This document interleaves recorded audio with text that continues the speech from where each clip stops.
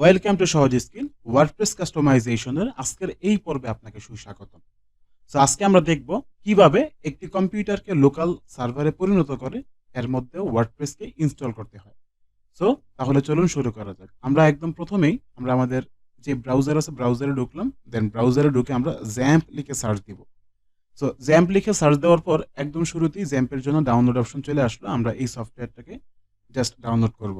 তো আমি যেহেতু উইন্ডোজ ইউজ করি এই জন্য উইন্ডোজের লেটেস্ট ভার্সনটাকে আমি জাস্ট ডাউনলোড দিলাম। আপনি যদি লিনাক্স কিংবা ওএস হন তাহলে আপনি অবশ্যই লিনাক্স কিংবা ওএসকে আপনি চুজ করবেন। তো এইটা অটোমেটিক্যালি মানে আমাদের হচ্ছে ডাউনলোড নিবে। সো অলরেডি ডাউনলোড শুরু হয়েছে। এটা 143 এমবির মতো। এটা ডাউনলোড হইতে ঠিক যতক্ষণ সময় লাগে। তো দেখতে দেখতে আমাদের ইনস্টলেশনের অর্থাৎ ডাউনলোডের পালা শেষ। ফাইলটা আমাদের ডাউনলোড হয়ে গেল। এখন আমরা আমাদের কম্পিউটার থেকে এই জায়গায় চলে আসলে আমরা দেখলাম যে আসলে ফাইলটা ডাউনলোড হয়ে গেছে। জাস্ট কয়েকবার রিফ্রেশ দিই, এই তো ডাউনলোড হয়ে গেছে। এখন এইটাকে আমরা ইনস্টল করব। সো ইনস্টল করার যে প্রক্রিয়াটা, ইনস্টল আসলে মূলত আমরা কুইকলি ইনস্টল অবশ্যই সি ড্রাইভে করা লাগবে, অর্থাৎ যেই ড্রাইভে আপনি আপনার উইন্ডোজকে বা হচ্ছে অপারেটিং সিস্টেমকে ইনস্টল করছেন। তো আমরা এইটা ইনস্টল দেওয়ার জন্য জাস্ট দিলাম, এটার সামনে আসলো। দেন প্রত্যেকবার আমরা হচ্ছে ওকে দিব, যা যা চাইবে নেক্সট নেক্সট নেক্সট। আচ্ছা, এই সিলেক্ট ফোল্ডারের সময় অবশ্যই মনে রাখবেন ঠিক এমন থাকবে, অর্থাৎ ডিরেক্ট সি ড্রাইভের মধ্যে হবে। দেন ফাইনালি আমরা হচ্ছে নেক্সট নেক্সট নেক্সট দিতে থাকি। এইটা যতক্ষণ টাইম লাগবে দেন আমাদের মোটামুটি ডান। অপেক্ষার প্রহর শেষ। আমাদের জ্যাম্পটি মোটামুটি ইনস্টলেশনের কাজ প্রায় শেষ। ইনস্টলেশন পুরোপুরি শেষ হয়ে গেলে এই জায়গা থেকে আমরা ফিনিশ বাটনে প্রেস করব। আমাদের মোটামুটি কাজ শেষ। আমাদের সামনে ঠিক এমন একটা ইন্টারফেস চলে আসলো। যদি আপনার সামনে না আসে দেন ইটস ওকে। আপনি জাস্ট কন্ট্রোল প্যানেল থেকে এখানে আসবেন। এখানে এসে জাস্ট লিখবেন জ্যাম্প। সো আপনি যদি জ্যাম্প লিখেন তাহলে দেখবেন আপনার সামনে এইরকম একটা ইন্টারফেস চলে আসছে। দেন আপনি এই জায়গা থেকে ক্লিক করবেন। এই জায়গা থেকে ক্লিক করার পরে আপনার সামনে এমন একটা ইন্টারফেস চলে আসবে। তো এই জায়গায় ইন্টারফেস থেকে আপনি অ্যাপাচিটাকে স্টার্ট করবেন, মাইএসকিউএলকে আপনি স্টার্ট করে দিবেন। That's it. সো এই দুইটা যখন আপনার স্টার্ট হবে দেন আপনি মাইএসকিউএল এর পাশে অ্যাডমিন থেকে আপনি প্রেস করবেন, তাহলে আপনার সার্ভারও ডান। এখন সে আপনাকে লোকাল হোস্ট পিএইচপি মাই অ্যাডমিনে নিয়ে আসবে। এইটা দেখতে একদম হুবহু সেম এমন থাকবে আপনার। সো একদম প্রথমে যে কাজটা সেটা হচ্ছে একটা ডেটাবেস ক্রিয়েট করা। সো ডেটাবেসের জন্য আপনি এই জায়গা থেকে দিলেন নিউ। তো এখন ডেটাবেসের নাম আসলে কি দিবেন এটা আপনার উপর ডিপেন্ড করে, বাট যেই নামটাই দেন না কেন এটা সব জায়গায় দেওয়া লাগবে। লেট আমি নাম দিলাম হচ্ছে বেসিক, BASIC বেসিক। সো এই নাম দেওয়ার পরে জাস্ট পাশে থেকে আমি ক্রিয়েটে প্রেস করলাম, একটা ডেটাবেস ক্রিয়েট হয়ে গেল আমাদের বেসিক নামে। এইটাই প্রেস করলে এখন পর্যন্ত কোনো কিছু নাই। সো এখন আমাদের যেই কাজটা সেটা হচ্ছে যে wordpress.org, wordpress.com না, wordpress.org থেকে আমি হচ্ছে ঢুকবো। এই সাইটটাতে ঢোকার পরে আমি জাস্ট ওয়ার্ডপ্রেস ফাইলটাকে ইনস্টল করব। সো আমার মেইন কাজ যেটা যে এই হচ্ছে গেট ওয়ার্ডপ্রেসে আসলাম, কিংবা এই জায়গা থেকে আপনি গেট ওয়ার্ডপ্রেস প্রেস করতে পারেন ইচ্ছা। সো একদম ঢোকার পর আপনি বিভিন্ন ভার্সন পাইতে পারেন। তো এত কিছু দরকার নেই, জাস্ট একদম ডিরেক্ট যেটা দেওয়া থাকবে এটাতে প্রেস করবেন, আপনার হচ্ছে রিকমেন্ডেড ডাউনলোড হয়ে যাবে আর কি। সো এটা ডাউনলোড হইতে তেমন বেশি টাইম লাগে না, একটা জিপ ফোল্ডার ডাউনলোড হবে। দেন এই জিপ ফোল্ডারটাকে আমাদের হচ্ছে মেইন কাজ আর কি। তো আমরা এই যে জিপ ফোল্ডারটা নামাইলাম না, এই জিপ ফোল্ডারটা আসলো এই তো চলে আসছে। এইটাকে আমরা আনজিপ করবো। এখন আমাদের প্রথম কাজ হচ্ছে এক্সট্রাক্ট দিয়ে এটাকে আমরা আনজিপ করে। তো আনজিপ করা শেষ হয়ে গেলে আমাদের কাছে এরকম একটা ফাইল চলে আসলো, এই জায়গা থেকে ওয়ার্ডপ্রেস। তো আমরা এই যে ওয়ার্ডপ্রেসের ভিতরে ঢোকার পরে এই জায়গায় যতগুলো আমরা একদম ফাইল ফোল্ডার পাইলাম সবগুলিকে আমরা অল সিলেক্ট করে জাস্ট এই জায়গা থেকে কাট করব কিংবা কপি করব। কপি করার পরে এখন আমাদের যেই কাজ, ওই যে সি ড্রাইভে আমরা চলে আসবো। সি ড্রাইভ থেকে জ্যাম্প থেকে এইচটি ডক্স, এই এইচটি ডক্সে ঢুকবো এবং এই জায়গাতে আমরা একটা ফোল্ডার ক্রিয়েট করব যেটা হবে আমাদের এই লোকাল সার্ভারের ডোমেইন। সো এই ফোল্ডারটা অবশ্যই এই নামে হওয়া লাগবে, না হইলে মাঝে মধ্যে প্রবলেম করে। অর্থাৎ আমরা যেই নামে একটা ডাটাবেস খুলছি বেসিক, সো একদম সেম স্পেলিংয়ে আমি জাস্ট হচ্ছে খুলি একটা নিউ থেকে ফোল্ডার, জাস্ট লিখে দিলাম BASIC বেসিক। এবার এই বেসিকের ভিতরে আমি জাস্ট পেস্ট করে দিব ওই যে ওয়ার্ডপ্রেস ফাইলটাকে আমি ডাউনলোড করলাম না, এটাকে আমি পেস্ট করে দিব। সো ডান। এখন দেখেন এবার আমি হচ্ছে লোকাল হোস্টের পরে জাস্ট লিখবো local host slash basic.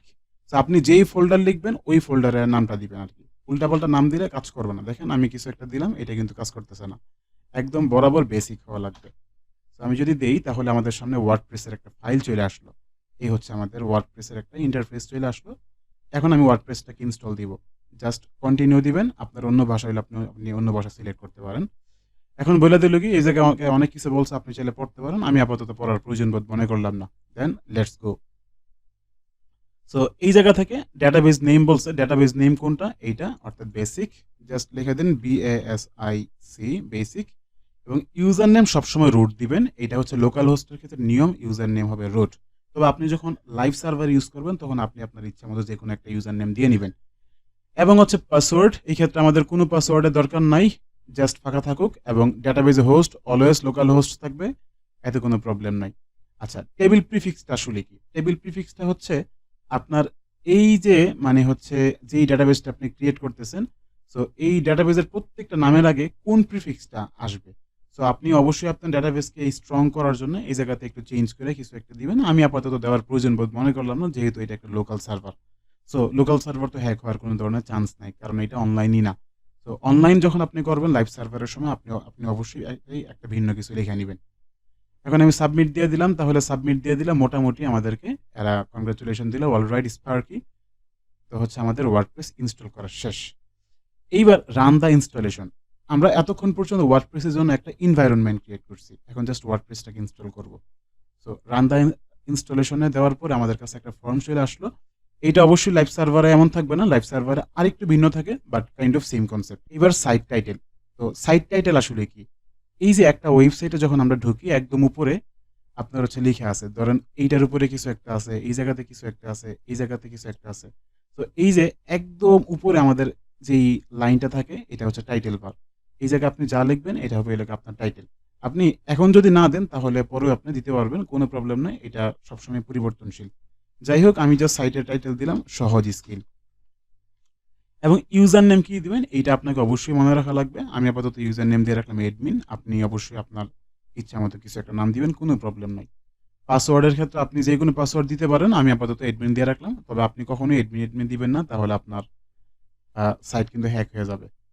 So যাই হোক, কনফার্ম পাসওয়ার্ডের মধ্যে আপনি জাস্ট প্রেস করে এই হচ্ছে বলে দিবেন যে না, আপনি এই পাসওয়ার্ডটি কনফার্ম করতেছেন, যদিও এটা একটা উইক পাসওয়ার্ড। আপনার মেইল দিবেন, অর্থাৎ আপনার ওয়েবসাইটের কোন মেইল, এই মেইলটা আপনি দিবেন। আমি আপাতত আমার ব্যক্তিগত মেইলটা দিলাম। অ্যান্ড সার্চ ইঞ্জিন ভিজিবিলিটি, এইটা আপনি অবশ্যই ডিসকারেজ করে রাখবেন। কেননা সাইট কমপ্লিট হওয়ার আগে যদি আপনি ডিসকারেজ না করেন, তার মানে এনকারেজ যদি করা থাকে, তাহলে গুগল ক্রলার আপনার সাইটটাকে যখন স্ক্রল করবে তখন দেখবে আপনার সাইটটা কমপ্লিটেড না, তখন আপনার সাইটটাকে ব্লক করে দিতে পারে, যার ফলে পরবর্তীতে আপনার সাইটটা গুগল সার্চ ইঞ্জিনে র্যাঙ্ক না করার চান্স সবচেয়ে বেশি। এই জন্য আপনি অবশ্যই ডিসকারেজ দিয়ে রাখবেন। সাইটটা যখন কমপ্লিট হবে তখন আপনি এটাকে জাস্ট ভিতর থেকে তুলে দিবেন। সো আমরা আপাতত দিলেও প্রবলেম নাই, না দিলেও প্রবলেম নাই, কেননা এটা একটা local host. So install WordPress দিলেই মোটামুটি আমাদের কাজ শেষ, আর কোনো কিছু বাকি নাই। এইবার বলে দিছে যে হচ্ছে আমরা সাকসেস, এখন লগ ইন করতে বলতেছে। আপনি চাইলে এই জায়গা থেকে প্রেস করে লগ ইন করতে পারেন, আপনি চাইলে ডিরেক্ট ঢুকতে পারেন। তো আমরা হচ্ছে এই লোকাল হোস্ট স্ল্যাশ বেসিক এতটুকুতে আমরা যদি প্রেস করি, দেখবো যে আমরা একটা ওয়েবসাইট আমাদের নিয়ে আসছে। এটা হচ্ছে আমাদের একটা লোকাল ডোমেইন। এবং আমরা আমাদের ড্যাশবোর্ডে ঢোকার জন্য আপনার যেই ডোমেইনে হোক না কেন, জাস্ট ওই ডোমেইনের নামটা লিখবেন, বেসিক। লিখার পরে একটা স্ল্যাশ দিবেন, আপনার ডোমেইনের নাম লিখার পরে স্ল্যাশ দিবেন, তারপর লিখবেন wp-admin। এতটুকু দেওয়ার পরে আপনি জাস্ট এন্টার দিবেন, তাহলে আপনার অ্যাডমিন প্যানেল আপনাকে নিয়ে আসবে। তো এই অ্যাডমিন প্যানেল থেকে আপনি আপনার পাসওয়ার্ড দিবেন। আমরা তো অ্যাডমিন দিছিলাম, সো আমি জাস্ট অ্যাডমিন রাখি। এই হচ্ছে আমাদের ইউজার পাসওয়ার্ড। রিমেম্বার মি দিয়ে রাখলে কি হয় অলরেডি জানেন, যে বারবার দেওয়ার কোনো ধরনের ঝামেলা নাই। তো আমি জাস্ট লগ ইনে প্রেস করলাম, আমাকে ড্যাশবোর্ডে নিয়ে আসলো। সো এই পর্যন্ত মূলত আসলে ছিল আমাদের, যে আমাদের কম্পিউটারকে কিভাবে লোকাল হোস্ট রূপান্তর করতে হয় এবং সেই জায়গাতে ওয়ার্ডপ্রেস ইনস্টল করতে হয়। আমরা পরবর্তী পর্বে বাকিগুলি সম্পর্কে জানবো, যে ওয়ার্ডপ্রেস ড্যাশবোর্ড আসলে কি, কিভাবে কাজ করে। তো আজকের মতো এ পর্যন্তই, দেখা হচ্ছে পরবর্তী পর্বে। এ পর্যন্ত ভালো থাকুন, সুস্থ থাকুন, এই কেমন বিদায় নিচ্ছি। আসসালামু আলাইকুম রহমতুল্লাহ।